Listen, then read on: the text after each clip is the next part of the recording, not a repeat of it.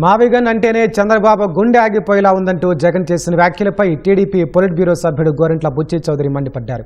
జగన్ వల్లే గతంలో రాజధాని అమరావతి నాశనమైందన్న బుచ్చయ్య వైసీపీ పాలనలో రాష్ట్రాన్ని అన్ని రంగాల్లోనూ సర్వనాశనం చేశారని ధ్వజమెత్తారు. శవ రాజకీయాలు చేస్తూ పబ్బం గడుపుకోవడమే జగన్ నైజమన్నారు. రాష్ట్ర సర్వతోముఖాభివృద్ధికి సీఎం చంద్రబాబు కష్టపడుతుంటే జగన్ అడ్డుపడుతున్నారని ఆగ్రహం వ్యక్తం చేశారు. పనికిరాని నాయకుడు, బ్రహ్మాండమైన అధికారం చేతికి ఇస్తే రాష్ట్రాన్ని సర్వనాశనం చేసి 30 సంవత్సరాలు వెనక్కి నెట్టిన నాయకుడు, ఫ్రాక్షన్ రాజకీయాలు ఆరితేరిన వ్యక్తి, హత్యా రాజకీయాలు ఆరితేరిన వ్యక్తి. ఆయన మాటలకి మనం విశ్వసించలేదు. ఇవాళ డెవలప్మెంట్లో ముందుకెళ్తున్నాం, అనేక కష్టాలు ఎదుర్కొని ముందుకు సాగుతున్నాం. అభివృద్ధిలో వెనకబడ్డ రాయలసీమలో కానీ ఉత్తరాంధ్రలో కానీ ప్రాజెక్టులు తెచ్చి భారీ ఎత్తున కార్యక్రమాలు చేసుకుంటూ వెళ్తున్నాం. ఉద్యోగ కల్పన 20 లక్షల ఉద్యోగాల కల్పనలో ముందుకెళ్తున్నాం. ఇవాళ ఉన్న నిధులతోటి రోడ్లు వేస్తున్నాం, కాలువలు కడుతున్నాం. సంక్షేమానికి ఎక్కడ లోటు లేదు. మళ్ళీ ఇవాళ 15 లక్షల కొత్త పెన్షన్లు ఇవ్వడానికి కూడా నిర్ణయం అయింది. ఇవన్నీ కూడా గమనంలోకి తీసుకోకుండా నేను వస్తాను. ఎక్కడికి వస్తావా?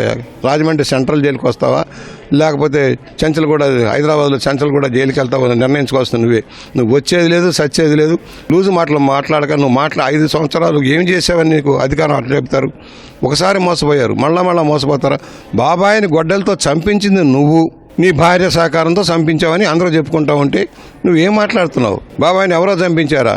అసలు మీ తండ్రి మరణంలో నీ పాత్ర ఏంటో తేలాల్సిన అవసరం ఉందని తెలియజేస్తా ఉన్నాను.